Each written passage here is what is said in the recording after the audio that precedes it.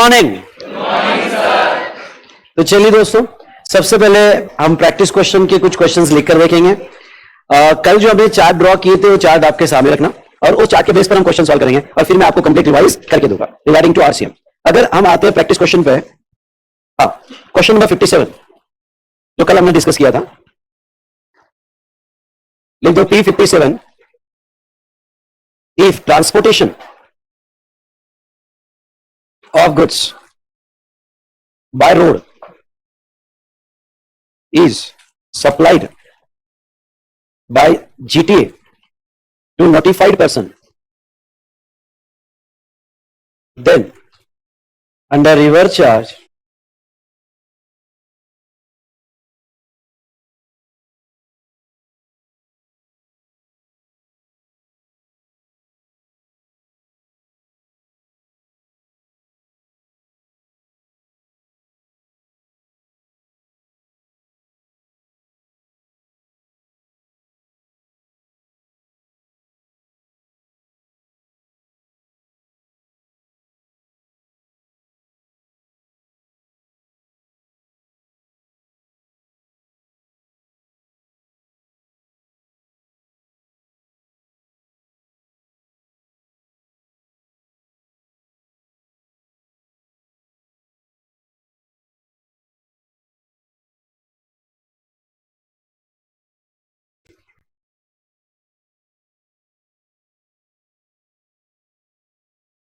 then under reverse charge notified person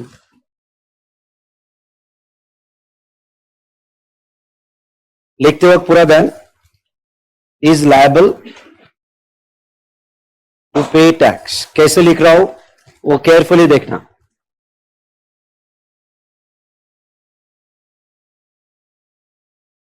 is liable to pay tax, इसको point number 1 देना। Second, notified person includes, लिखते वक्त ध्यान, includes body corporate, whether registered or not। ये line समझी क्या? हाँ, नोटिफाइड पर्सन इंक्लूड्स कौन? बॉडी कॉर्पोरेट, वेदर रजिस्टर्ड और नॉट। ये लाइन सबको क्लियर होगा? रजिस्टर्ड होगा तो भी और नहीं भी होगा तो भी कवर हो जाएगा, वेदर रजिस्टर्ड और नॉट। Discussion and conclusion. अच्छा, मैं एक बात कहना चाहता हूं, जो पहला वाला है यहां पे ब्रैकेट में आप ऐसा लिख सकते हो सेक्शन 9(3). अगर सेक्शन याद आए तो सेक्शन 9(3), ये सेक्शन 9(3) में नोटिफाइड है। ये आप ऐसे भी स्टार्ट कर सकते हो एज पर सेक्शन 9(3), ठीक है, अगर याद आता है तो। Discussion and conclusion. तो in given case GTA has provided services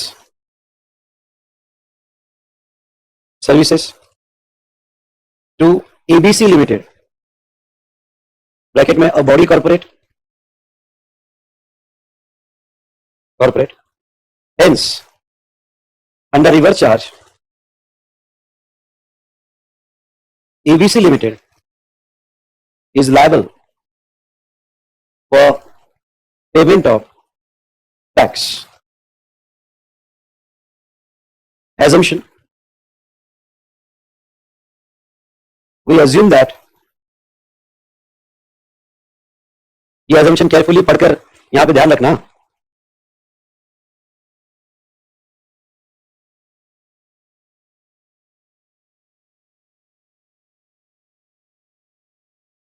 We assume that GTA has not opted for forward charge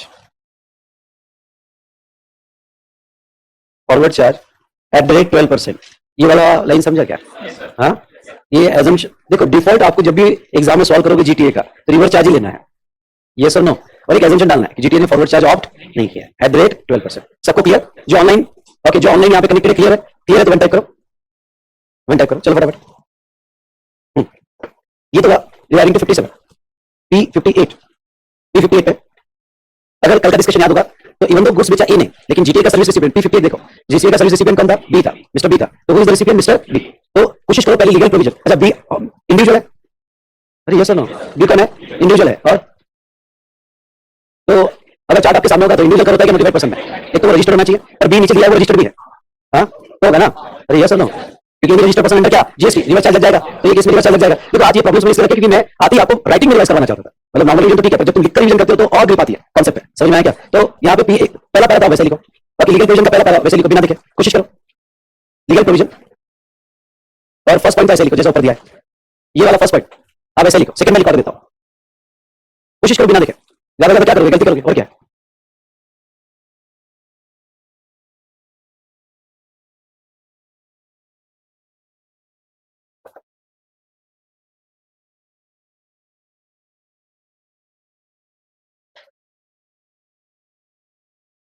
yes done it. First point लिखने का तरीका समझो। जिसने लिखने का तरीका समझ लिया ना उसके लिए बहुत ईजी है एग्जाम को क्रैक करना।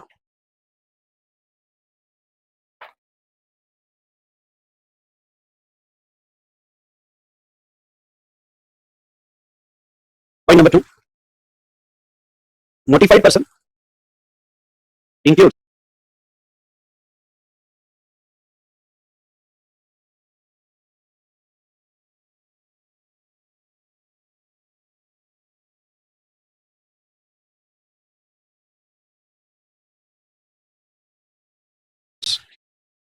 any registered person under GST, under GST। Point number 3, अच्छा any registered person under GST। अब देखो अगर आप इस क्वेश्चन पे आते हो तो उन्होंने कहा बी अगर रजिस्टर्ड होगा तो क्या है ना, क्योंकि मुझे एक चीज अभी साथ लगाओ, मुझे क्या कंक्लूड करना है उसके हिसाब से लीगल प्रोविजन टैग करनी है ना। ये आदत तुमको डीटी आईडीटी लॉ में समझ लेना एक बार कि कंक्लूड क्या करना है उसके हिसाब से लीगल प्रोविजन। तो बी रजिस्टर्ड है तो हमने कर लिया उसको टैग, क्या टैग कर दिया कि notified person includes any registered person. लेकिन नीचे क्या बोला उन्होंने? अगर बी अनरजिस्टर्ड होता, आई रिपीट क्या, बी अनरजिस्टर्ड होता तो फिर इसका टैग नहीं, फॉरवर्ड चार्ज नहीं। अगर आपने देखा था तो एग्जम्पशन है, समझ में आया कि आपने देखा था चार्ट में तो एग्जम्पन है। ओके, अगर नॉन नोटिफाइड पर्सन को जीटी ने सर्विस दिया तो एग्जम्प्ट है, तो हमको इसका टैगिंग मानना पड़ेगा लीगल प्रोविजन में। तो हम फिर ये पॉइंट, थर्ड पॉइंट ये देंगे कि if okay if a person is not notified, okay ऐसा देंगे कि if GTA provide service to non notified person which includes individual HUF etc, then services क्या exempted, no GST is payable under forward as well as reverse charge। ये tagging करना पड़ेगा, है ना? तो चलो ये टैगिंग कर लेते हैं। if GTA provides service to non notified person, example individual HUF, then exemption is available and no GST is payable under forward और क्या बेटा, रिवर्स चार्ज। फॉरवर्ड या रिवर्स चार्ज, ठीक है, reverse charge. Discussion and conclusion, discussion and conclusion.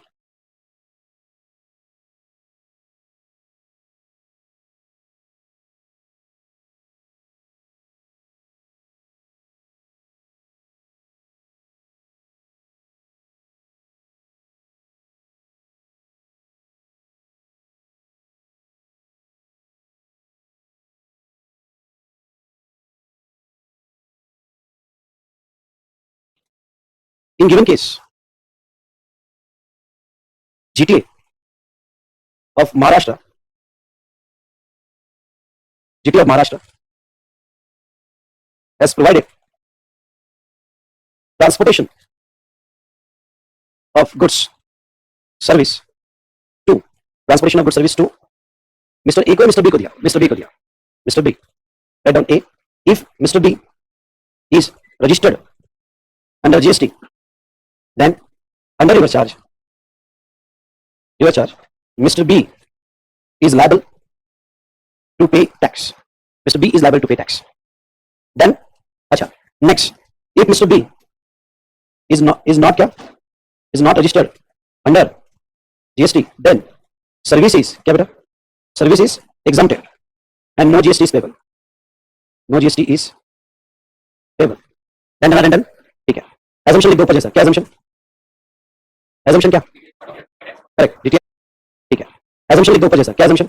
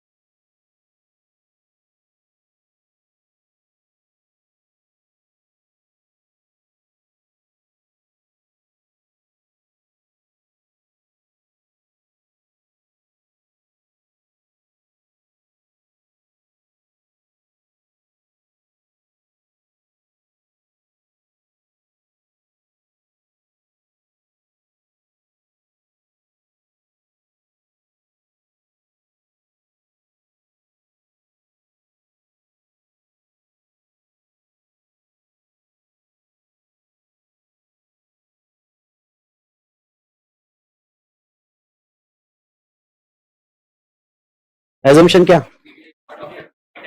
Correct. DT has not opted to pay tax under forward charge at the rate 12%. Same assumption ऊपर वाला लिख दो.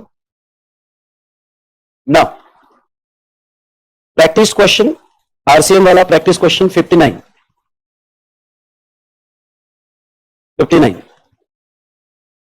अब 59 नंबर का क्वेश्चन देख लो.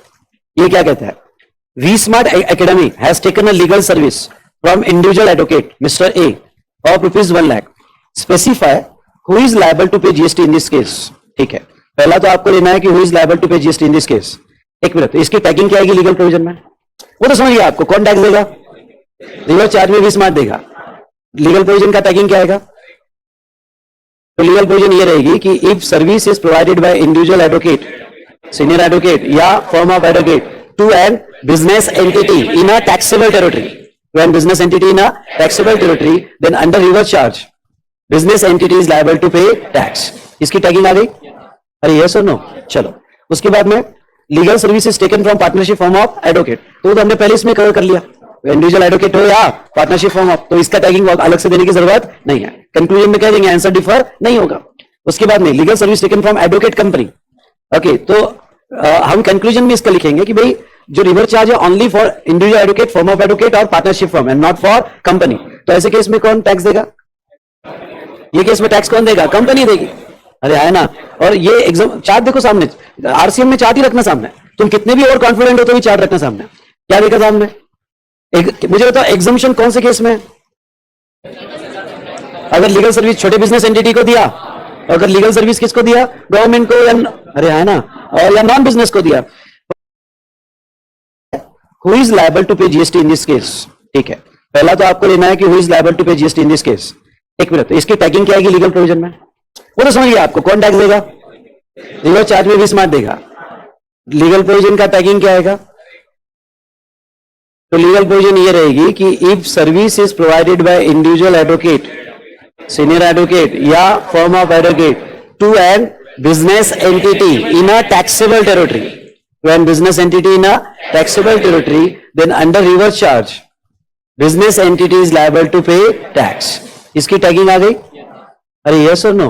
चलो, उसके बाद में legal services taken from partnership form of advocate, तो हमने पहले इसमें कवर कर लिया. इंडिविजुअल एडवोकेट हो या पार्टनरशिप फॉर्म ऑफ, तो इसका टैगिंग अलग से देने की जरूरत नहीं है. कंक्लूजन में कह देंगे आंसर डिफर नहीं होगा.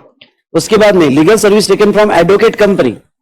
ओके, तो हम कंक्लूजन में इसका लिखेंगे कि भाई जो रिवर्स चार्ज है only for individual advocate, firm of advocate और partnership firm and not for company.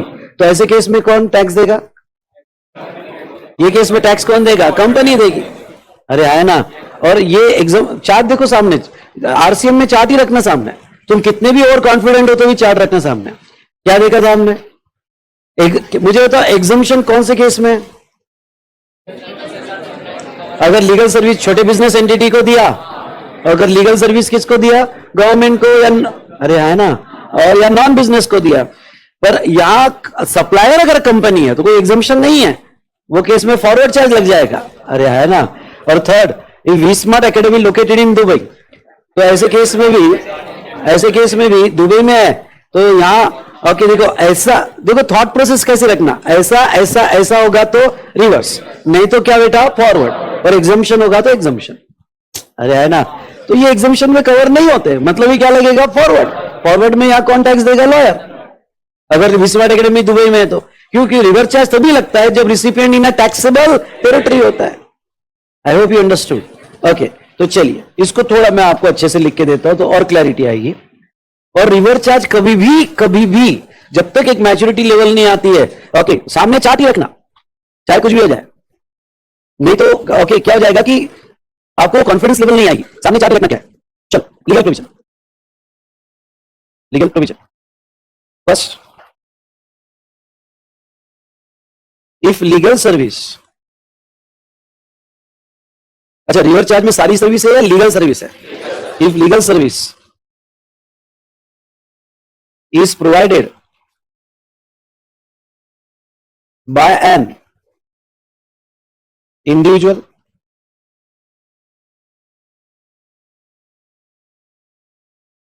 advocate, senior advocate or firm of advocate,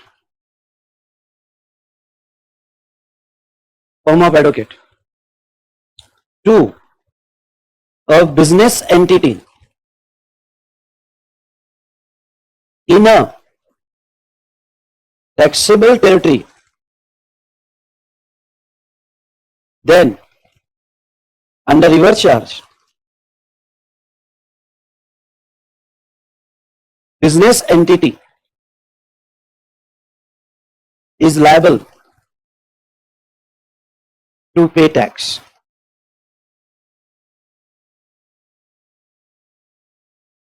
Second, above provision is not applicable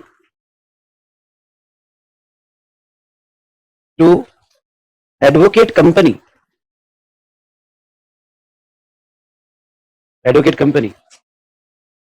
hence, in such case, forward charge is applicable.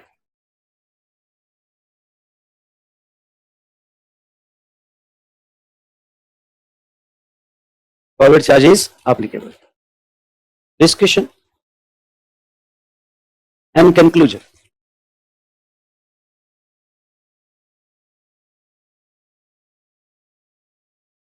In given case, service is provided by an individual advocate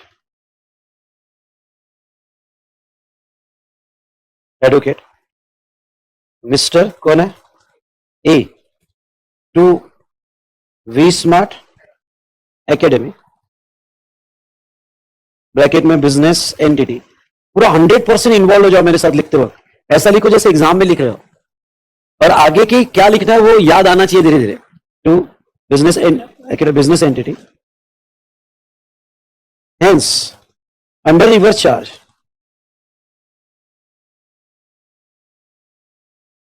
V Smart Academy is liable to pay tax.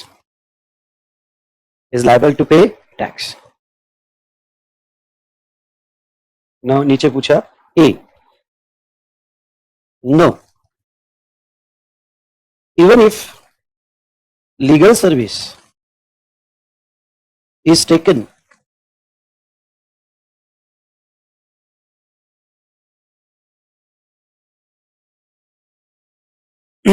even if legal service is taken from क्या partnership firm of advocate,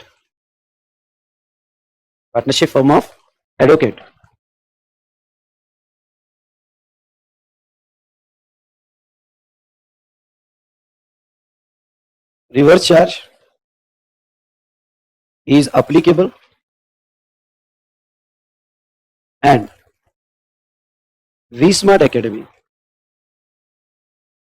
is liable to pay tax. B. लिखो.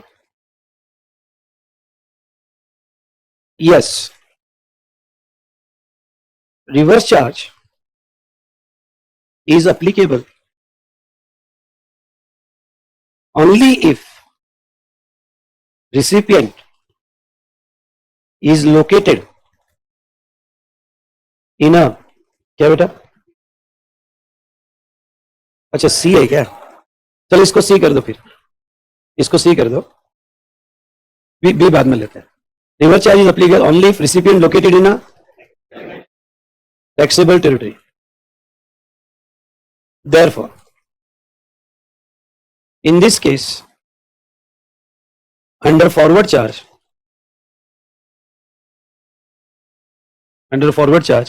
कौन liable रहेगा? Mister A is liable to pay tax.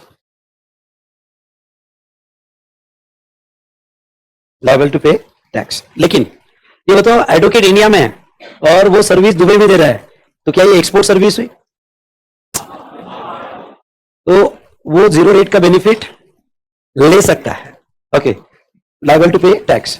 आगे तुम्हारे knowledge के लिए लिख देता हूं सिर्फ. But if mister A fulfill all conditions of exports, then he can claim zero rate benefit. He can claim zero rate benefit. अच्छा, ये लाइन समझ में है क्या? एक्सपोर्ट की कंडीशंस है कि पैसा कन्वर्टेबल फॉरेन एक्सचेंज में आना चाहिए, डॉक्यूमेंटेशंस पूरे होने चाहिए, प्रॉपर डॉक्यूमेंटेशन में एक्सपोर्ट होना चाहिए. अरे हाँ या ना? अगर वो सारी कंडीशन फुलफिल होती है तो वो, क्योंकि उसने इंडिया के बाहर सर्विस दी, तो जीरो रेट का बेनिफिट क्लेम कर सकता है. ये समझ में आया क्या?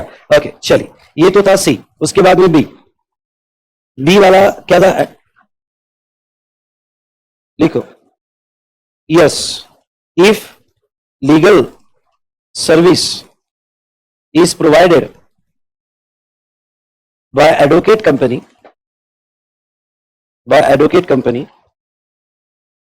then under forward charge कौन लायबल होगा? नहीं, advocate company is liable. Okay, then under forward charge the advocate company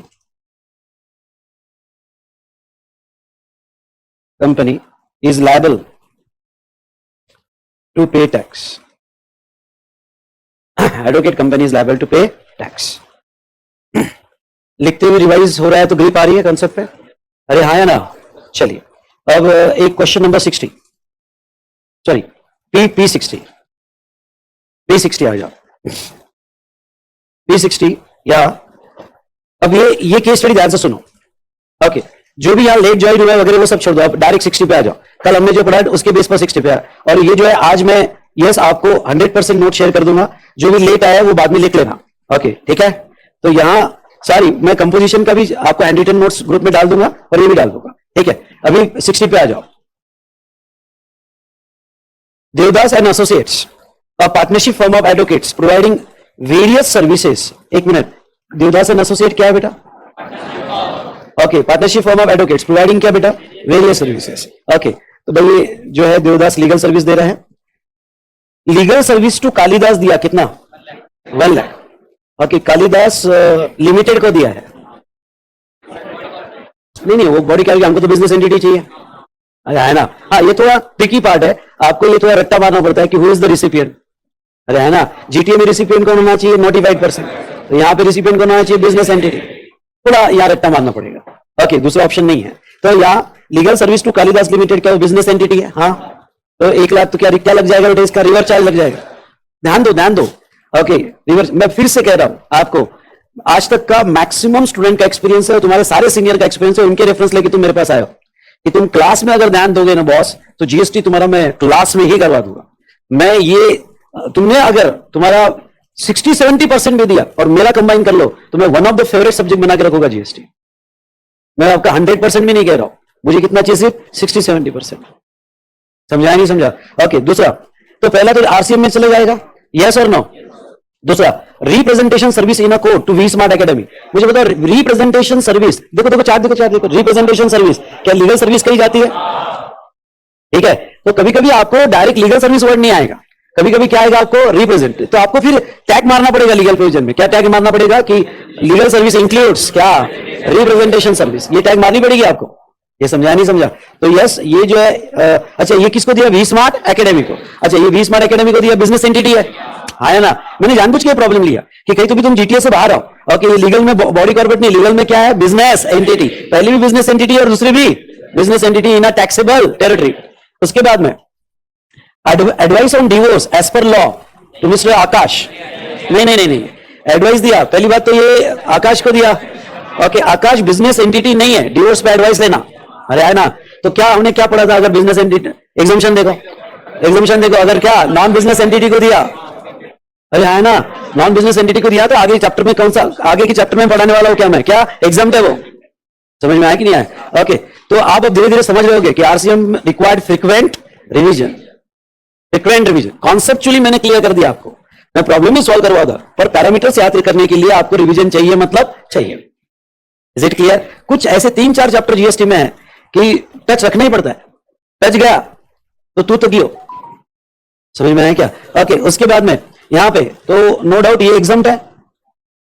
renting of immovable property क्या 4 लाख। अच्छा मुझे बताओ, नहीं सुनो, एडवोकेट है और उसकी कुछ इमूवेबल प्रॉपर्टी है और वो रेंट पे दे रहा है, तो ये भी रिवर चार्ज में जाएगा कि नहीं? ये फॉरवर्ड चार्ज में जाएगा, उसकी सिर्फ लीगल सर्विस रिवर चार्ज में है, अरे है ना? तो क्या ये फॉरवर्ड चार्ज में आएगा? हाँ, ओके। और एडवोकेट ने एक्चुअली सर्विस दिया इंश्योरेंस कंपनी को, बहुत से एडवोकेट देते हैं एक्चुअली सर्विस। सर एक्चुअली यानी क्या होता है? Risk assessor. I repeat the word, क्या कहा मैंने? Risk assessor.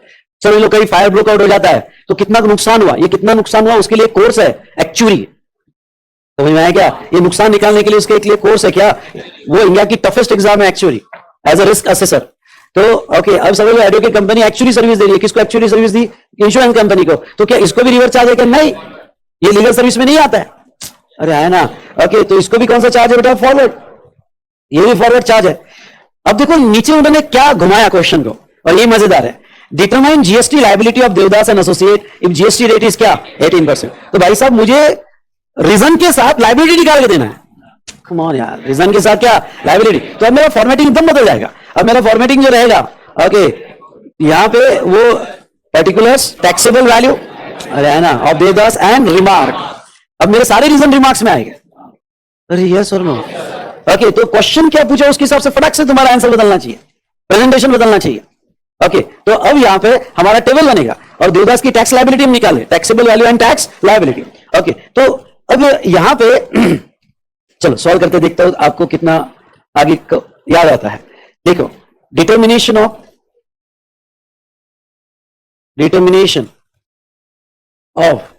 Tax liability of, किसका निकालना है? Devdas and associates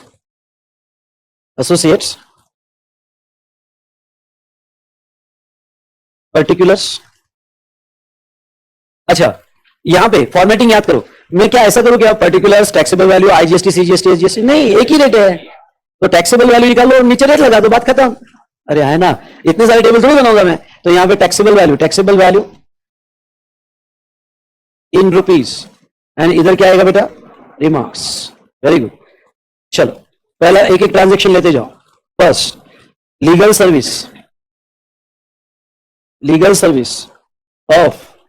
service to Kalidas limited.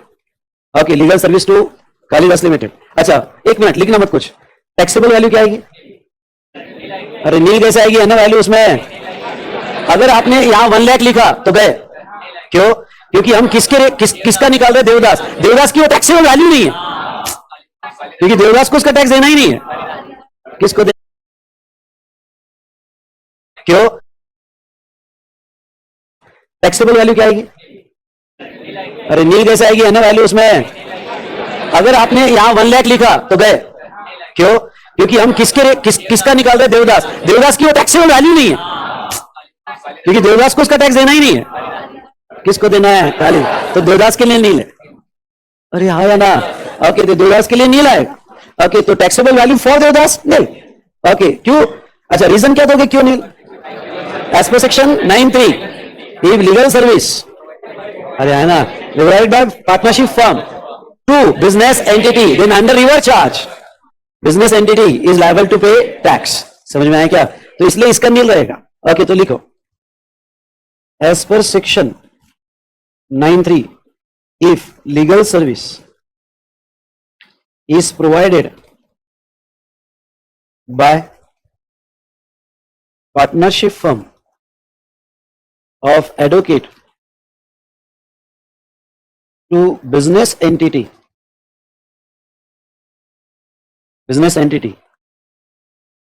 in a TT, exam में TT मत लिखना, TT हो जाएगा तुम्हारा। एग्जाम में क्या लिखोगे? Taxable territory. Okay, to business entity in a taxable territory, then under river charge,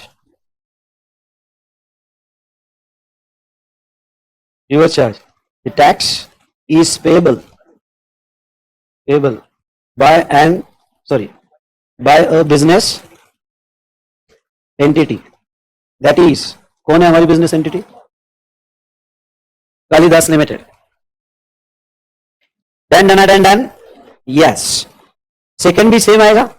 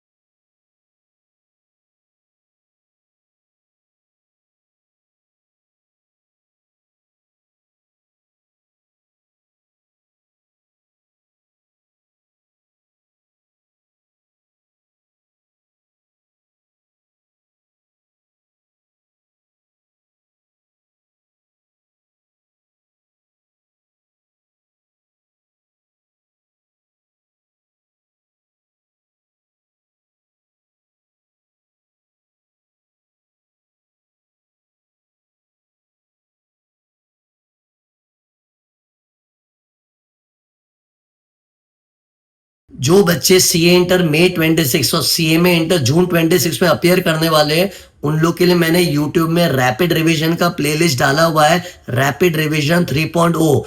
इसमें मैंने कुछ वीडियोस ऑलरेडी डाल दिए, कुछ वीडियोस और डालने वाला हूँ, और इस प्लेलिस्ट के अंदर सारे इंपॉर्टेंट टॉपिक्स कवर होंगे। और ये प्लेलिस्ट इस इंटेंशन से बनी है कि अगर किसी बच्चे ने कभी डीटी नहीं भी पढ़ा हो ना, तो उसका ये प्लेलिस्ट से भी काम चल जाएगा। ट्रस्ट में, ये मैं थॉटफुली ये प्लेलिस्ट बना रहा हूं, तो इसको तुम लोग ऑनेस्टली देखना चालू करो। You can completely rely on this playlist for your exams, okay.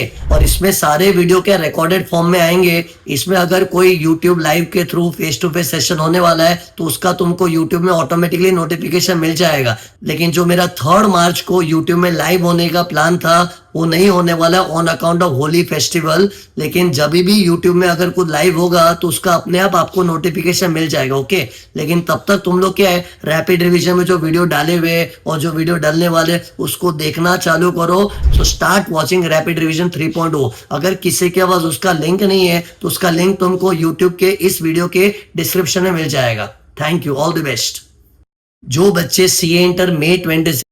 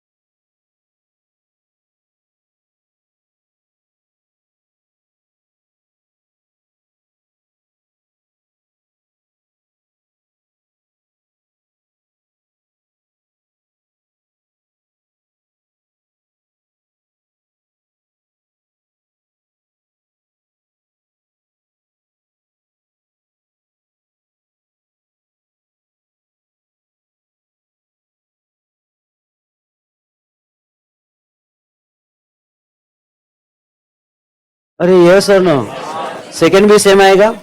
तुम ट्राई करो, वो भी बिजनेस एंटिटी को है ना। अच्छा सर, ये नोट जो है, ये नोट फिर से एग्जाम में लिखना है क्या? नहीं, एग्जाम में लिख सकते हो सेम एज अब, लेकिन तुम अभी लिखो, क्योंकि मुझे तुम्हारे से प्रैक्टिस चाहिए।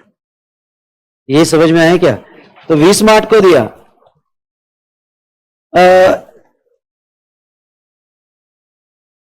नहीं तो एक काम करो, दो रिप्रेजेंटेशनल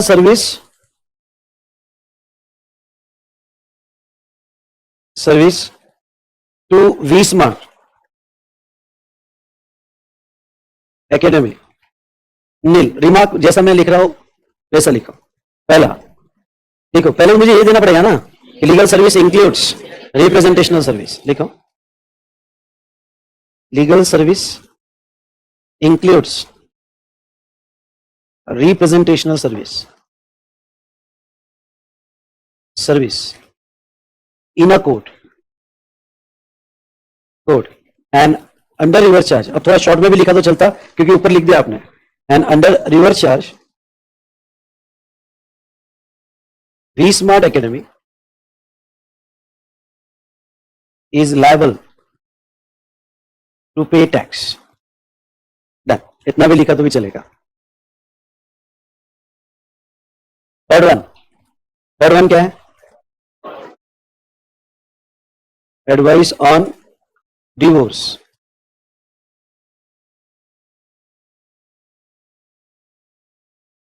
टू मिस्टर आकाश. ठीक है. ये एग्जाम रहेगा. एग्जाम लिखो. If legal service provided by partnership firm of advocate to non-business entity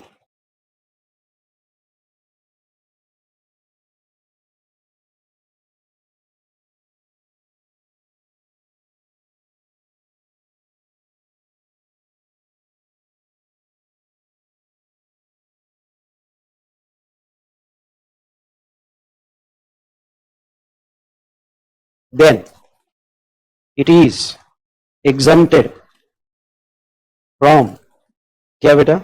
GST. exempted from GST. Fourth, renting of immovable property कितना ही है? 4 lakhs. renting of immovable property 4 lakhs. it is taxable under forward charge. It is taxable under forward charge. और fifth, actually service. Actually service कितना बेटा? 3 lakhs. Same taxable under forward charge. कितनी है taxable value? 7 lakhs. GST निकाल. GST at the rate 18%. GST at the rate 18%. 1,26,000. Done. चलो एक बार फिर से कुछ ऑनलाइन स्टूडेंट के सवाल आ रहे हैं. बेटा मैंने समझाया, फिर भी बता देता हूं. हम देवदास की लायबिलिटी निकाल रहे हैं और जो ट्रांजैक्शन रिवर चार्ज में है वहां देवदास टैक्स नहीं देगा. ओके, वहां पे रिवर चार्ज में रिसिपिएंट टैक्स देगा. इसलिए देवदास के लिए वो टैक्सेबल वैल्यू नहीं है. क्यों? क्योंकि उसका टैक्स कौन देने वाला है? रिसिपिएंट. समझ आ रहा है? तो देवदास उसका टैक्स नहीं देगा. अब क्योंकि तुमने अगर वैल्यू लिखी तो भी तो में जीएसटी आ जाएगा उसका. अरे है ना? तो देवदास के लिए नहीं है, उसका टैक्स कौन देगा? Recipient. Be careful in this area. Yes, जो ऑनलाइन स्टूडेंट समझ में आया तो वन टाइप करो. चलो, तो ये एक अच्छा प्रॉब्लम मैंने केस स्टडी में सॉल्व करके दिया. एग्जाम में बहुत चिल्लर क्वेश्चन आया है, जो मैंने सॉल्व कराया उससे भी बहुत चिल्लर क्वेश्चन आया. ओके, लेकिन मैं आपको प्रिपेयर कर रहा हूं कि अगर एग्जाम में ऐसे भी क्वेश्चन आए तो आपको पता होना चाहिए कि यहां नहीं लिखना पड़ता है क्योंकि लाइब्रेरी किसके ऊपर है? रिसिपिएंट. ये समझ में आया क्या? ओके, चलो तो यहां पे हमने अब देखो दोनों एग्जांपल में, ऊपर वाले एग्जांपल में अगर एक लाइन जगह होगी तो एग्जाम्पल लिखना है मेरे को. ऊपर वाला कौन सा एग्जांपल? 59. ओके, कोई बता सकता है एग्जाम्पल क्या लिखो? हां, correct. Okay, correct. Very good. अच्छा, ऊपर के केस में रिसिपिएंट कौन था? V-Smart Academy था ना? अच्छा, assumption ऊपर के केस में भी नीचे के केस में भी assumption लिखूंगा. तो assumption यहाँ पे और ये assumption लिखो. ऊपर के केस में पहले 59 में we assume that aggregate turnover of V-Smart Academy in PFI exceeds threshold. मैंने क्या कहा? exceeds threshold. ये क्यों लिखा मैंने assumption? क्योंकि अगर पिछले साल उसका बिलो थ्रेशोल्ड होता तो सभी से exempt होती. अरे है ना? फिर no forward charge and no reverse. यहाँ पे भी मैं एक assumption लिखूंगा नीचे. assumption. अरे है ना? फिर नो फॉरवर्ड चार्ज एंड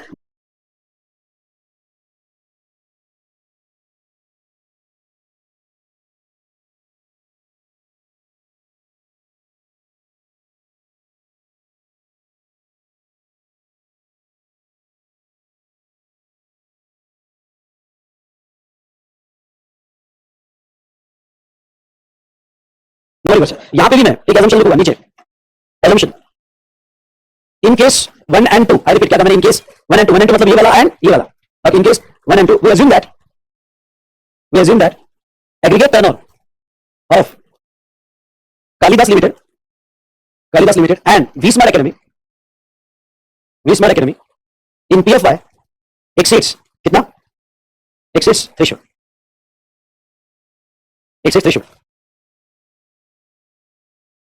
अच्छा 58 क्वेश्चन में नेचर ऑफ सप्लाई क्या रहेगा? अरे बोलो ना। अच्छा वो नहीं लिखा क्या हमने? 58 में थोड़ी सी जगह होगी तो नीचे डाल देना नेचर ऑफ सप्लाई। और नेचर ऑफ सप्लाई क्या होगा बेटा? इंटरस्टेट सप्लाई 58 में, interstate supply. Then nature of supply 58 में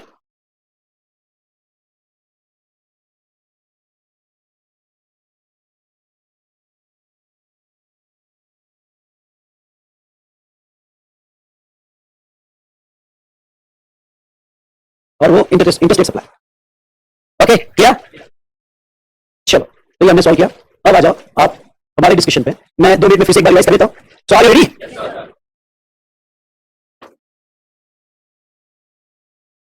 हाँ देखो एक बार इधर ध्यान दो। रिवर्स चार्ज मतलब लाइबिलिटी किसके ऊपर आएगी? लाइबिलिटी रेसिपिएंट पे है। उसके बाद में object of reverse charge. Okay भाई सप्लायर बहुत ऑर्गेनाइज होते हैं, रेसिपिएंट उनके ऑर्गेनाइज होते हैं। ओके तो बेटर वे टैक्स लाइबिलिटी किससे कलेक्ट कर लिया जाए? रेसिपिएंट से। क्योंकि अल्टीमेट बर्डन उसके ऊपर जाना है ना, तो उससे कलेक्ट कर लिया जाए। दूसरा यहाँ पे सप्लायर अनऑर्गेनाइज होने की वजह से वहां रेवेन्यू लीकेज बहुत ज्यादा होता है, ट्रांसपेरेंसी नहीं होती है, ट्रांजैक्शन के कंप्लायंसेस नहीं होते हैं, बहुत सारे प्रॉब्लम गवर्नमेंट होते हैं। इसलिए बेटर वे कलेक्शन किससे किया जाए? रेसिपिएंट। ये उनका मेन ऑब्जेक्ट होता है। उसके बाद में एप्लीकेबिलिटी ऑफ क्या? आरसीएम सारे केस में होता है नोटिफाइड। ऐसा नोटिफाइड होता है कि ये एंड ये ऐसा होगा तो रिवर्स है ना, नहीं तो क्या फॉरवर्ड। तो ऐसे केस में नोटिफाइड केस में ये दोनों को interstate as well as interstate दोनों में एप्लीकेबल है। उसके बाद में सप्लाई लायबिलिटी, आरसीएम में सप्लाई की लायबिलिटी नहीं होती है। ओके टैक्स रेसिपिएंट देगा मतलब रेसिपिएंट ही देगा। उसके बाद में नेक्स्ट ओके यहाँ पे टैक्स इनवॉइस। चलो ये बहुत काम है, बताओ टैक्स इनवॉइस मैकेनिज्म कैसा होता है रिवर्स चार्ज में? अगर सप्लाई क्या रजिस्टर है तो टैक्स इनवॉइस वो बनाएगा, कैलकुलेशन वो करेगा, लेकिन ठीक क्या कर देगा? आरसीएम। तो उसका टैक्स कौन देगा? रेसिपिएंट। और रेसिपिएंट इनवॉइस संभाल रखेगा उसके रिकॉर्ड्स के लिए। लेकिन अगर सप्लाई अनरजिस्टर्ड है तो भी टैक्स रेसिपिएंट को देना है। समझ में आया क्या? तो वो केस में उसको क्या बनाना पड़ेगा? Self invoice. उसके बाद रजिस्ट्रेशन मैकेनिज्म, सप्लाई रजिस्टर्ड हो या ना, अगर वो notified under reverse charge. Okay तो जैसे लीगल सर्विस एडवोकेट ने दी, एडवोकेट रजिस्टर्ड हो या ना हो, टैक्स तो बिजनेस एंटिटी को ही देना पड़ेगा। ये समझ में आया क्या? उसके बाद जहां तक हां अब थोड़ा कॉन्टेक्स्ट में समझ लो कि रेसिपिएंट को अगर लायबिलिटी आती है तो रेसिपिएंट की लायबिलिटी आती है तो उसको कंपल्सरी रजिस्ट्रेशन लेना पड़ेगा। उसके बाद में ओके जहां तक अगर सप्लाई थ्रेशोल्ड में और उसका कोई ट्रांजैक्शन किसमें बेटा? Reverse charge. तो उसका टैक्स जैसे मेरा फ्रेंड एडवोकेट है, ओके एडवोकेट है और समझ लो इनिशियली जब उसने प्रैक्टिस चालू की थी वो थ्रेशोल्ड में था, एडवोकेट बन गया था, वो थ्रेशोल्ड में था। तो थ्रेशोल्ड में था लेकिन उसकी लीगल सर्विस में रिवर्स चार्ज आ रहा था। समझ में आ रहा क्या? वो थ्रेशोल्ड में था लेकिन उसकी लीगल सर्विस पे तो उसका टैक्स एडवोकेट दे रहा था या रेसिपिएंट दे रहा था? रेसिपिएंट दे रहा था।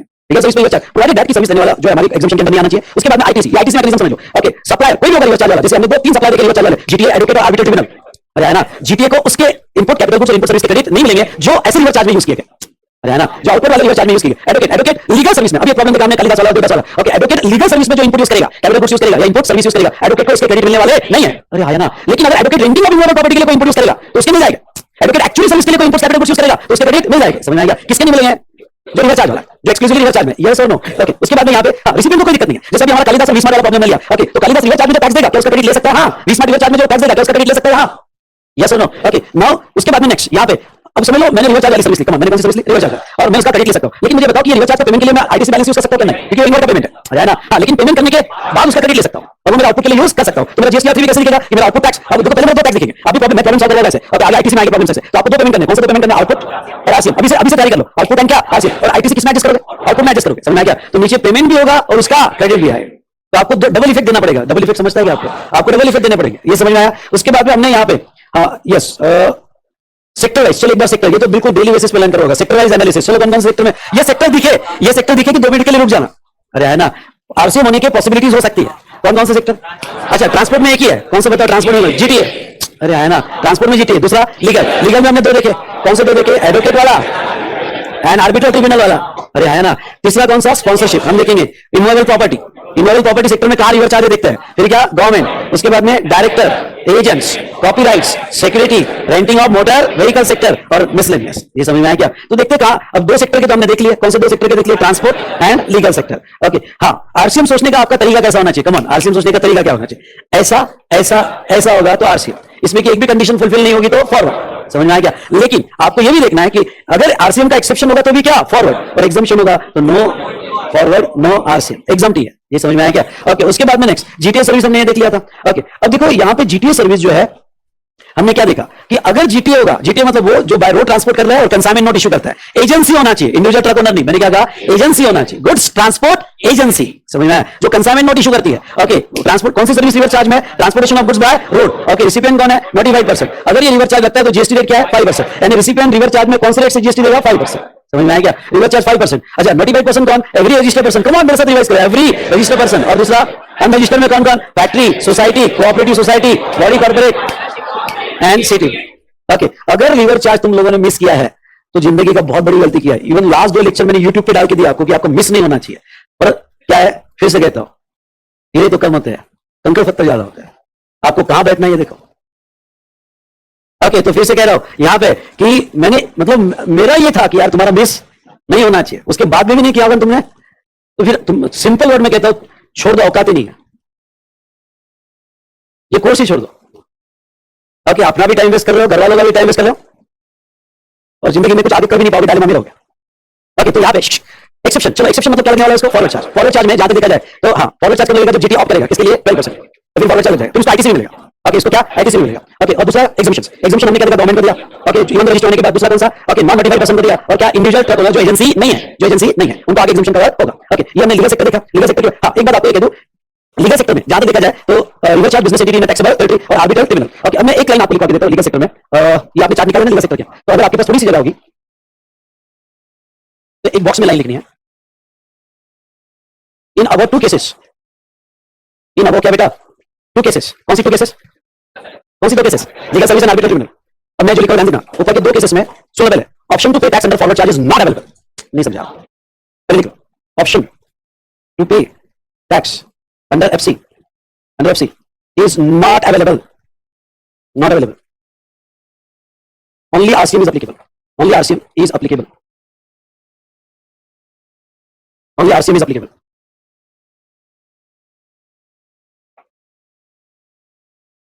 नहीं, पहले ऐसा मत कंक्लूजन निकालो, बस आप ऐसा कंक्लूजन निकालो कि जो इनवर्ड पे टैक्स आएगा उसका आईटीसी मिलेगा.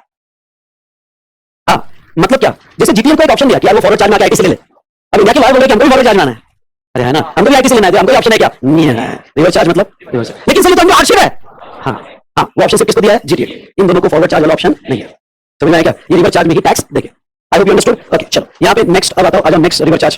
कौन से बुक में आ जाओ? कौन से बुक ओपन करता हूं? Next reverse charge legal sector हो गया sponsorship service. Okay, sponsorship service. Okay, अब समझ लो,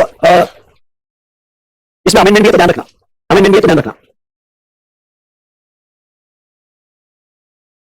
नेक्स्ट टाइटल दो, sponsorship service. Sponsorship service format वही, सप्लायर,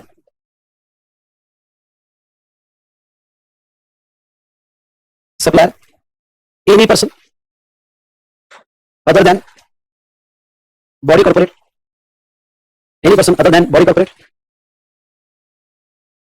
रेसिपिएंट, रेसिपिएंट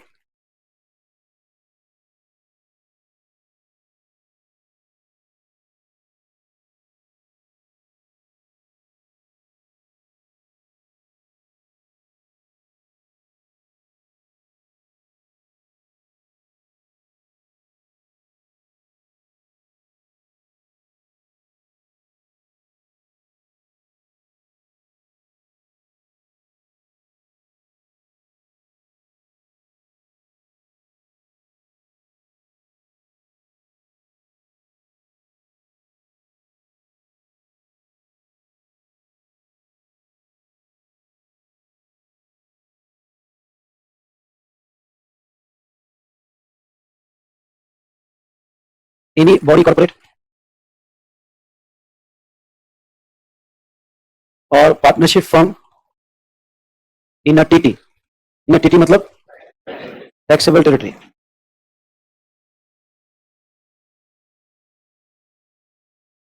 और सर्विस होगी स्पॉन्सरशिप सर्विस. सर्विस होगी स्पॉन्सरशिप सर्विस. ओके, माइक देखना. मुझे ये बताओ, यहाँ कुछ मत लिखना, जस्ट मैं एग्जांपल ले रहा हूं. जैसे ये 3 बातें कौन कौन से? Supplier, service and recipient. इसके कोई एक सिंपल रिवर्स चार्ज है, सिंपल रिवर्स चार्ज है, इसमें कोई एक्सेप्शन नहीं है, कोई एग्जम्पशन नहीं है, बहुत ही सिंपल रिवर्स चार्ज है. No exception no exemption. ठीक है, मुझे ये बताओ कि स्पॉन्सर करना इवेंट को और मार्केटिंग करना, दोनों में क्या फर्क है? वीस्मार्ट की मार्केटिंग हो रही है और स्पॉन्सरशिप. अच्छा, तो अलग से लेता हूं, अलग से लेता हूं. यहां जो है सीए इंटर के स्टूडेंट ने डिसाइड किया कि बहुत अधिक क्लासेस सुबह से शाम तक, बहुत अधिक क्लासेस है. कोई पार्टी शार्टी हो जाए, अरे है ना, अरे है ना, तो कोई पार्टी शार्टी हो जाए, तो भाई सारे स्टूडेंट ने क्या किया, सारे स्टूडेंट ने सोचा कि हाँ एक बड़ा इवेंट अरेंज करते हैं।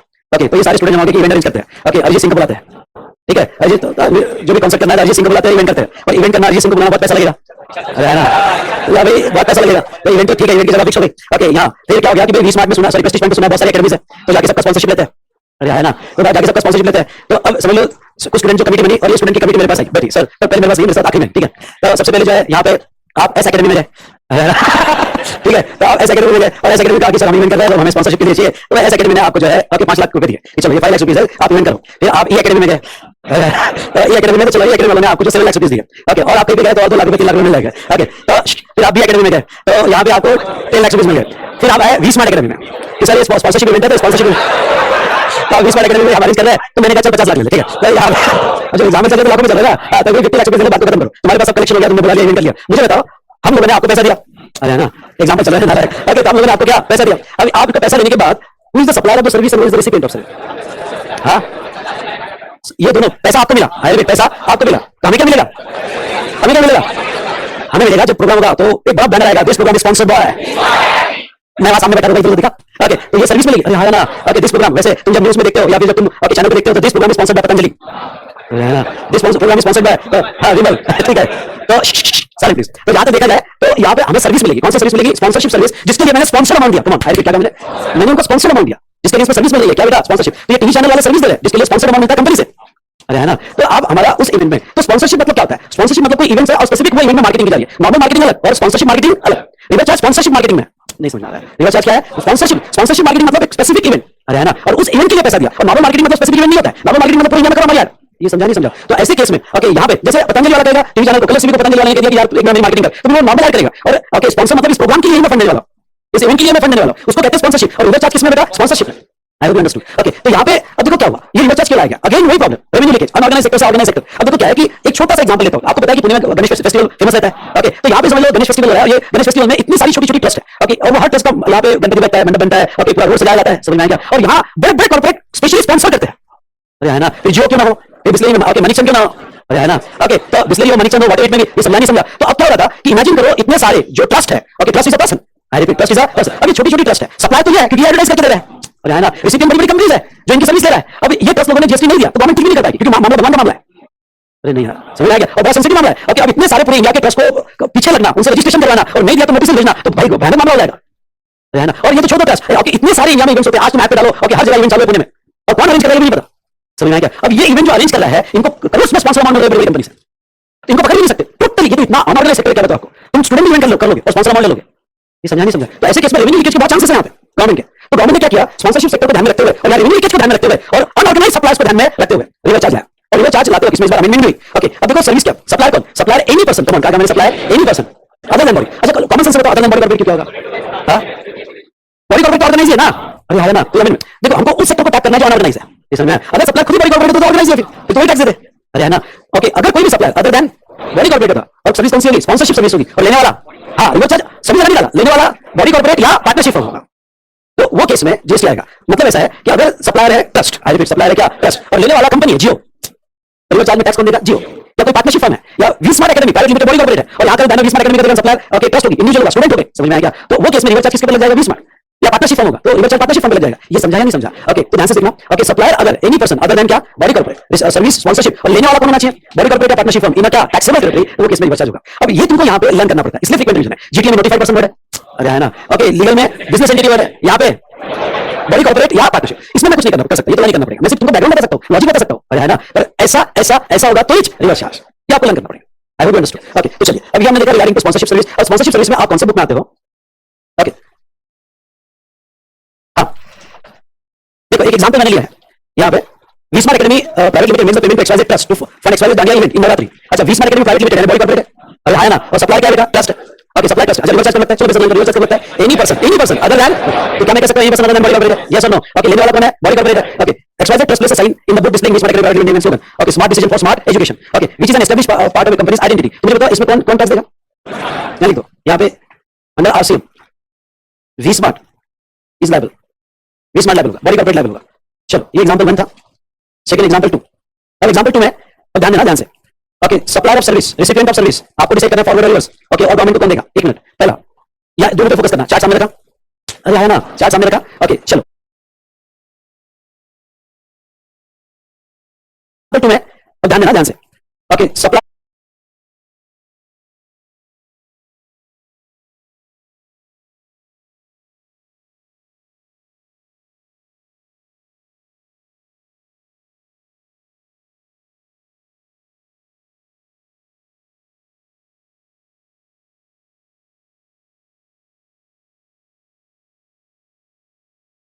Of service, recipient of service, आपको डिसाइड करना है फॉरवर्ड रिवर्स, ओके, और गवर्नमेंट को कौन देगा, एक मिनट, पहला या दोनों पे फोकस करना, चार्ट सामने रखा, अरे है ना, चार्ट सामने रखा, ओके चलो हमारे पहली केस में supplier XYZ limited in India, supplier कहां का है, एक्सवाइजेड लिमिटेड है इन इंडिया, सप्लायर कौन है, हाँ सप्लायर कौन है, बॉडी कॉर्पोरेट, ओके अच्छा हमारा रिवर्स चार्ज कब लगता है, any person other than body corporate, अगर सप्लाई बॉडी कॉर्पोरेट है तो यहां रिवर्स चार्ज अप्लाई नहीं होगा, क्या लगेगा फॉरवर्ड चार्ज, यहां स्क्रैच करो क्योंकि ये इस बार की अमेंडमेंट है, अरे है ना, मैंने जानबूझ के लिखा है, यहां स्क्रैच करो और इस बार की अमेंडमेंट है, और क्या लिखना है आपको, फॉरवर्ड चार्ज, यहां फॉरवर्ड चार्ज, अच्छा टैक्स कौन देगा बेटा, यहां पे भी स्क्रैच करो, और टैक्स कौन देगा, सप्लायर,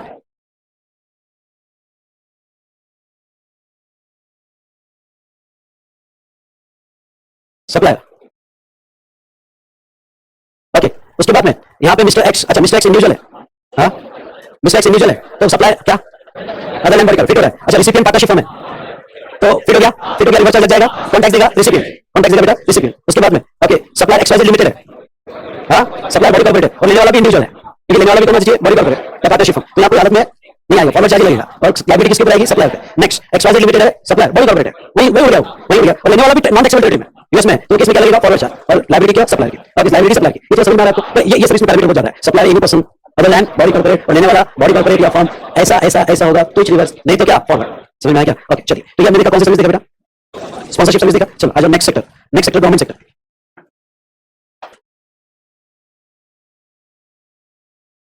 गवर्नमेंट सेक्टर में आ जाओ, चलो बॉक्सेस बनाओ, हमको अरेंज करना है, सप्लायर रेसिपिएंट, सप्लायर रेसिपिएंट,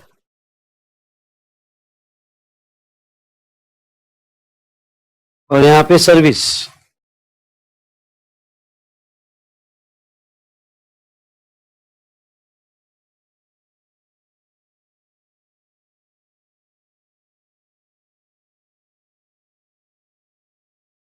ठीक है, supplier CG, SG, UT and local authority, local authority bracket में अदर देन इंडियन रेलवे,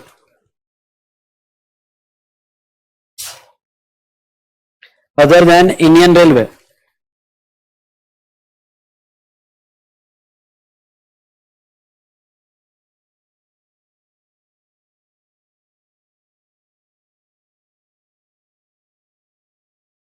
या एक मिनट एक मिनट एक मिनट, ये यहां मत लिखो, ये निकाल दो, अबे हो गई थोड़ी सी गलती, पार्टी दे दू तो गलती माफ,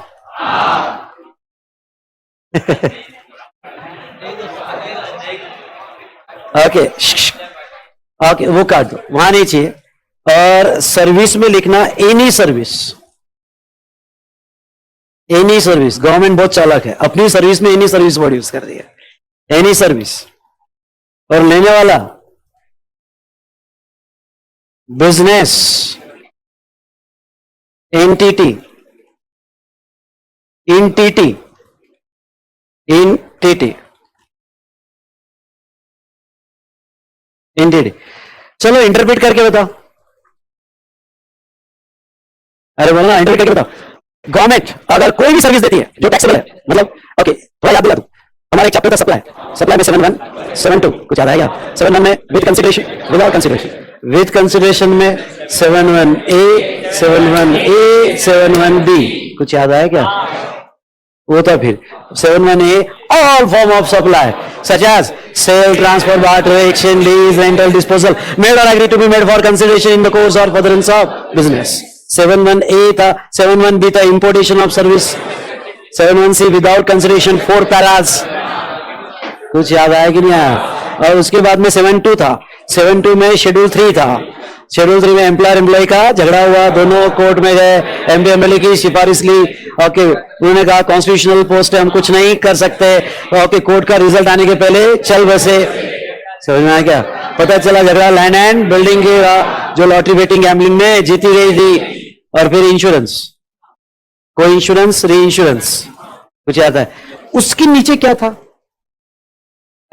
correct, notified activities of article 243W and 243G।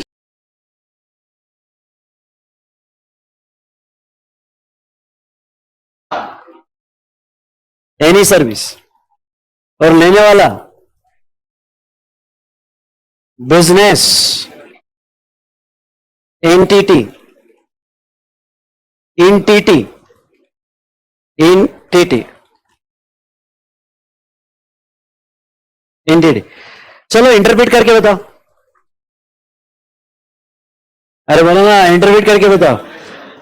Government अगर कोई भी सर्विस देती है जो टैक्सेबल है, मतलब ओके थोड़ा याद दिला दूं, हमारा एक चैप्टर था सप्लाई, सप्लाई में 71, 72 कुछ याद आएगा? 71 में with consideration, without consideration, with consideration में 71A, 71A, 71B कुछ याद आएगा? वो था फिर 71A all form of supply such as sale, transfer, barter, exchange, lease, rental, disposal, मेरा right to make consideration in the course of business of business. 71A था, 71B था importation of service, 71C without consideration 4 paras, कुछ याद आया कि नहीं? और उसके बाद में 72 था, 72 में शेड्यूल 3 था, शेड्यूल 3 में एम्प्लॉयर एम्प्लॉय का झगड़ा हुआ, दोनों कोर्ट में गए, एमपी एमएलए की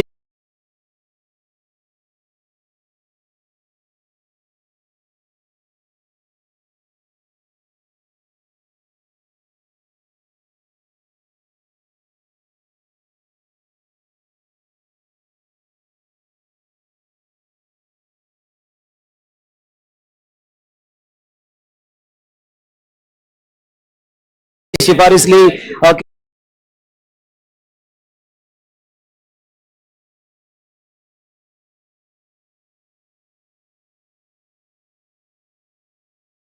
उन्होंने कहा कॉन्स्टिट्यूशनल पोस्ट है हम कुछ नहीं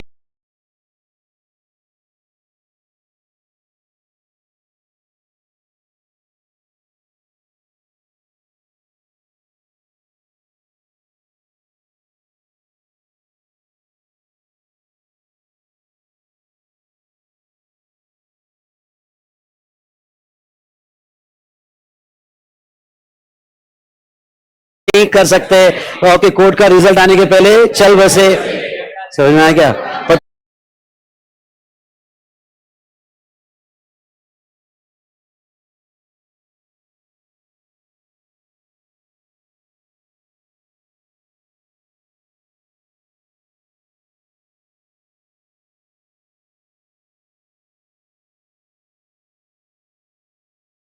पता चला झगड़ा लैंड एंड बिल्डिंग की, जो लॉटरी बेटिंग गैम्बलिंग में जीती थी।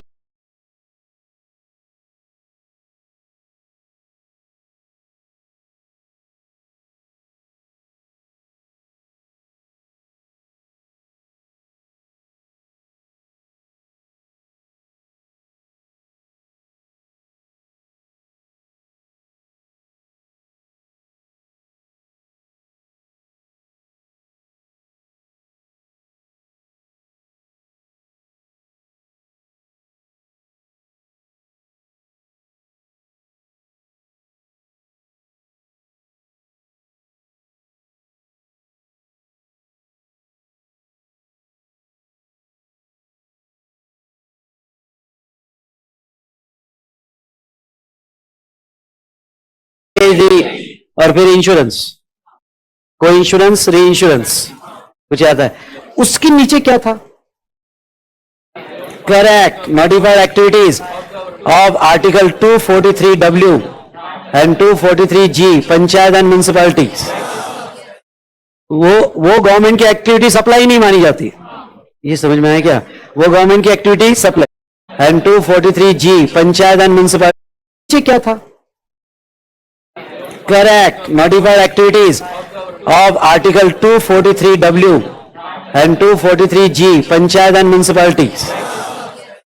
वो गवर्नमेंट की एक्टिविटी सप्लाई नहीं मानी जाती, ये समझ में आया क्या? वो गवर्नमेंट की एक्टिविटी सप्लाई, पर इसका मतलब ये थोड़ी कि गवर्नमेंट की सारी एक्टिविटी सप्लाई नहीं मानी जाती है। सिर्फ कौन सी एक्टिविटी सप्लाई नहीं मानी जाती है? Article 243G and 243W। ये समझाया नहीं समझा? बाकी सारी एक्टिविटी गवर्नमेंट की क्या है बेटा? टैक्सेबल है। तो गवर्नमेंट कहती है अगर हमारी कोई एक्टिविटी टैक्सेबल है और हमने किसको दिया? जो भी टैक्सेबल होगी, आई रिपीट, क्या कहा मैंने? जो भी टैक्सेबल होगी, और हमने जो दिया वो किसको दिया? बिजनेस एंटिटी को दिया होगा, तो वो केस में हम टैक्स नहीं देंगे, हमारे से कंप्लायंस नहीं होता है। गवर्नमेंट डिपार्टमेंट सबको पता कैसा है, अरे है ना? अगर कंप्लायंस करने गया तो पता चला मंथली रिटर्न ईयरली रिटर्न में कन्वर्ट हो गया। समझ में आया क्या? तो गवर्नमेंट कहती है कि हमने कोई टैक्सेबल एक्टिविटी किया तो भाई हमको फ्री करो, गवर्नमेंट डिपार्टमेंट से कंप्लायंसेस नहीं होते।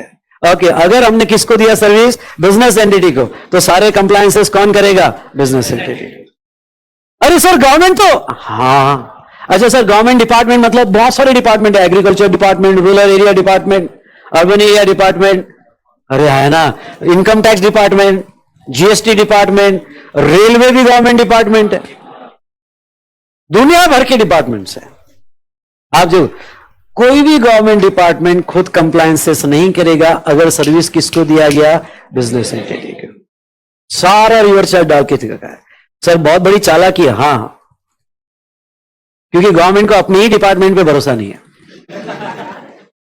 समझ में आया क्या? तो यहां पे इंडिया के सारे सेंट्रल गवर्नमेंट के डिपार्टमेंट, इंडिया के सारे स्टेट गवर्नमेंट के डिपार्टमेंट्स और लोकल अथॉरिटी, ओके, अगर ये कोई भी सर्विस किसको देती है? बिजनेस एंटिटी, और वो टैक्सेबल है, कमान, वो टैक्सेबल है, एग्जाम नहीं है या नॉन सप्लाई नहीं है, वो क्या टैक्सेबल है, तो रिवर्स चार्ज में बिजनेस एंटिटी उसका जीएसटी पे करेगा। आई होप यू अंडरस्टूड। ओके, चलो इसके एक्सेप्शन एंड एग्जम्पशंस देख लेते हैं। अच्छा, फिर से बोलो, एक्सेप्शन मतलब क्या? हाँ, फॉरवर्ड चार्ज लगेगा, और एग्जम्पशन मतलब क्या? टैक्स नहीं लगेगा।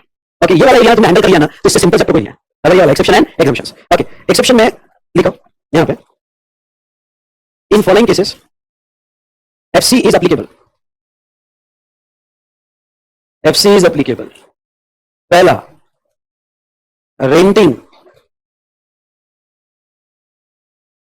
रेंटिंग ऑफ इमूवेबल प्रॉपर्टी, मैं शॉर्ट में लिख रहा हूं आईपी, आप पूरा लिखना, इमूवेबल प्रॉपर्टी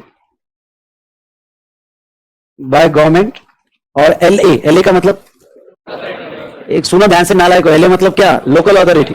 समझ में आया क्या? तो renting of IP by government और लोकल अथॉरिटीज। और मैं कोई शॉर्ट फॉर्म यूज कर रहा हूं तो इसके एब्रिविएशंस मैंने पहले पेज पे दिए हुए, अगर आप देखोगे तो, अरे है ना, तो टेंशन मत लेने का, ओके, मैंने सब दिया हुआ है, तो यहां आपको मिल जाएगा। तो renting of IP by government और क्या? अरे इंडिया में गवर्नमेंट की कोई भी इमूवेबल प्रॉपर्टी होगी, कमॉन, क्या कहा मैंने? गवर्नमेंट की कोई भी इमूवेबल प्रॉपर्टी होगी, और गवर्नमेंट अपनी इमूवेबल प्रॉपर्टी अगर रेंट पे देता है किसको? बिजनेस एंटिटी को, तो वो केस में रिवर्स नहीं, वो केस में क्या रहेगा? फॉरवर्ड ही रहेगा, और यानी उसका टैक्स गवर्नमेंट ही देगी। ये समझा है नहीं समझा? ओके, नाउ दूसरा लिखो, services by the department of post, services by department of post and Indian railway, Indian railway मतलब डिपार्टमेंट ऑफ पोस्ट, कोई भी taxable service, department of post government department है, इंडियन रेलवे गवर्नमेंट डिपार्टमेंट है, India department of post कोई भी taxable service दे रहा है, like speed post service, taxable है, अरे है ना, तो कोई भी टैक्सेबल सर्विस दे रहा है, किसको दे रहा है? बिजनेस या किसी को भी दे, वो रिवर्स नहीं, क्या रहेगा? फॉरवर्ड, और उसका टैक्स डिपार्टमेंट ऑफ पोस्ट ही पे करेगा। इंडियन रेलवे कोई भी सर्विस दे रहा है, फिर वो प्लेटफॉर्म टिकट क्यों ना हो, क्लॉक रूम सर्विस क्यों ना हो, अरे समझ में आया? अरे हाँ या ना? तो अगर कोई भी सर्विस दे रहा है और वो क्या है बेटा? टैक्सेबल है, तो उसका टैक्स इंडियन रेलवे ही देगा, फॉरवर्ड चार्ज में, रिवर्स चार्ज नहीं। उसके बाद में थर्ड लिखो, सर्विसेज रिलेटेड टू एयरक्राफ्ट और वेसल, एयरक्राफ्ट और वेसल, वेदर विद इन और आउटसाइड पोर्ट और एयरपोर्ट प्रीमाइसेस, पोर्ट और एयरपोर्ट प्रीमाइसेस, ठीक है? मतलब जो भी सर्विसेज गवर्नमेंट देगी, कहां पे? पोर्ट या एयरपोर्ट पे, उसका टैक्स फॉरवर्ड चार्ज में गवर्नमेंट ही पे करेगी। Is it clear? और लास्ट 4, ट्रांसपोर्ट ऑफ गुड्स और पैसेंजर, ट्रांसपोर्ट ऑफ गुड्स और पैसेंजर्स,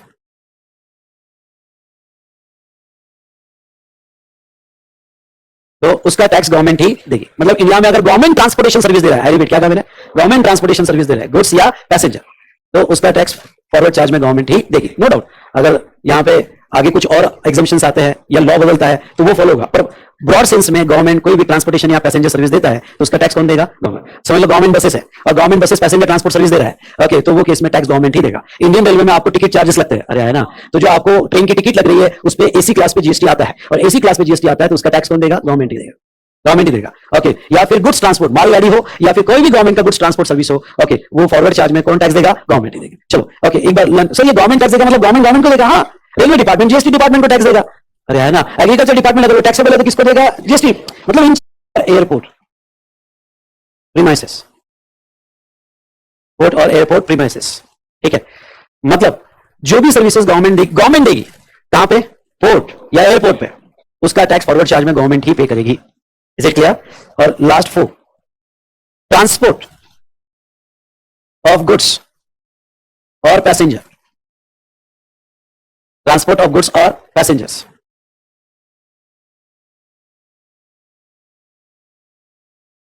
तो उसका टैक्स गवर्नमेंट ही देगी। मतलब इंडिया में अगर गवर्नमेंट ट्रांसपोर्टेशन सर्विस दे रहा है, आई रिपीट, क्या था मैंने, गवर्नमेंट ट्रांसपोर्टेशन सर्विस दे रहा है, गुड्स या पैसेंजर, तो उसका टैक्स फॉरवर्ड चार्ज में गवर्नमेंट ही देगी, नो डाउट। अगर यहाँ पे आगे कुछ और एग्जाम्पशंस आते हैं या लॉ बदलता है तो वो फॉलो होगा, पर ब्रॉड सेंस में गवर्नमेंट कोई भी ट्रांसपोर्टेशन या पैसेंजर सर्विस देता है तो उसका टैक्स कौन देगा? गवर्नमेंट। समझ लो गवर्नमेंट बसेस है और government buses passenger transport service दे रहा है, ओके, तो वो केस में टैक्स गवर्नमेंट ही देगा। इंडियन रेलवे में आपको टिकट चार्जेस लगते हैं, अरे है ना, तो जो आपको ट्रेन की टिकट लग रही है उस पर एसी क्लास पे जीएसटी आता है और एसी क्लास पे जीएसटी आता है तो उसका टैक्स कौन देगा? गवर्नमेंट ही देगा, गवर्नमेंट ही देगा, ओके। या फिर गुड्स ट्रांसपोर्ट, मालगाड़ी हो या फिर कोई भी गवर्नमेंट का गुड्स ट्रांसपोर्ट सर्विस हो, ओके, वो फॉरवर्ड चार्ज में कौन टैक्स देगा? गवर्नमेंट ही देगा। चलो ओके, एक बार सर ये गवर्नमेंट टैक्स देगा मतलब गवर्नमेंट गवर्नमेंट को देगा, हाँ, रेलवे डिपार्टमेंट जीएसटी डिपार्टमेंट को टैक्स देगा, अरे है ना। एग्रीकल्चर डिपार्टमेंट अगर टैक्सेबल है तो किसको देगा? GST.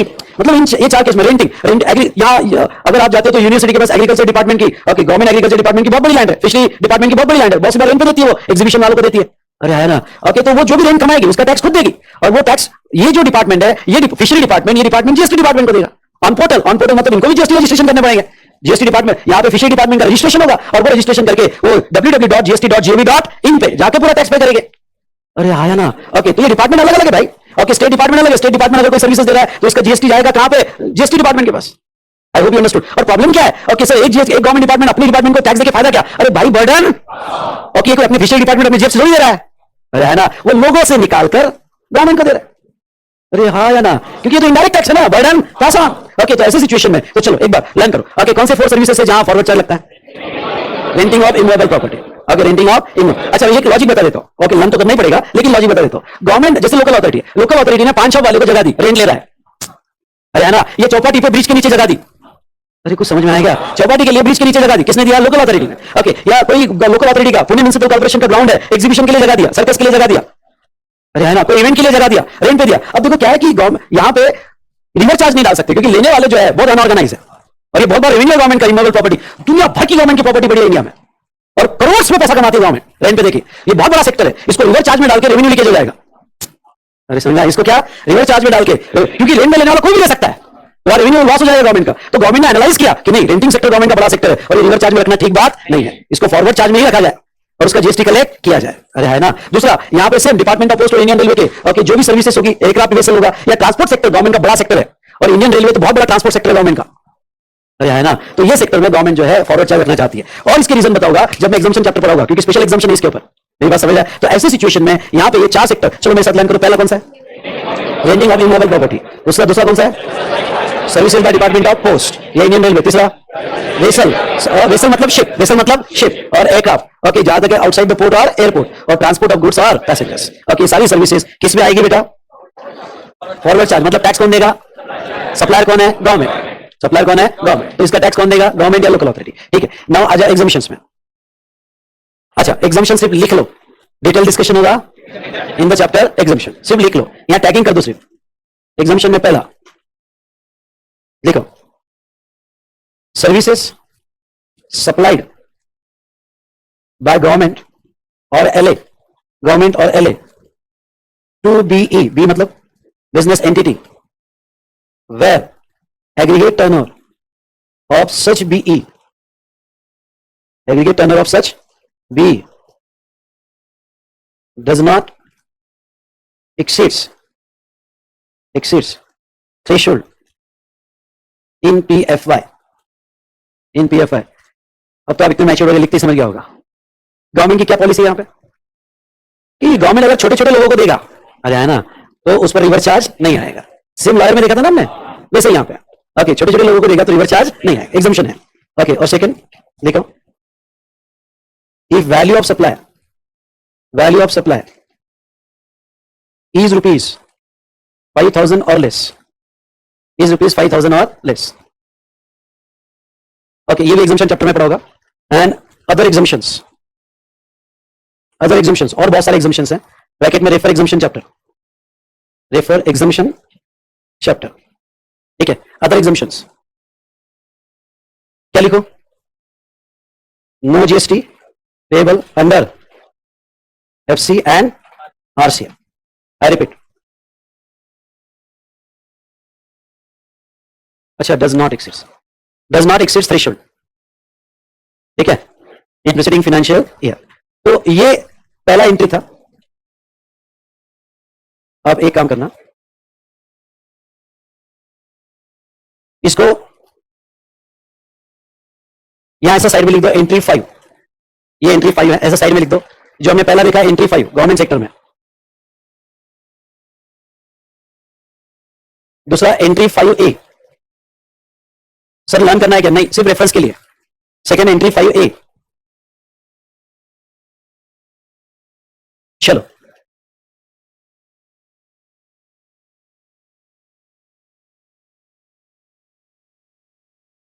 Central government, state government, UT and LA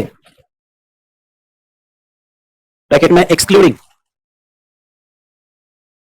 Indian railway.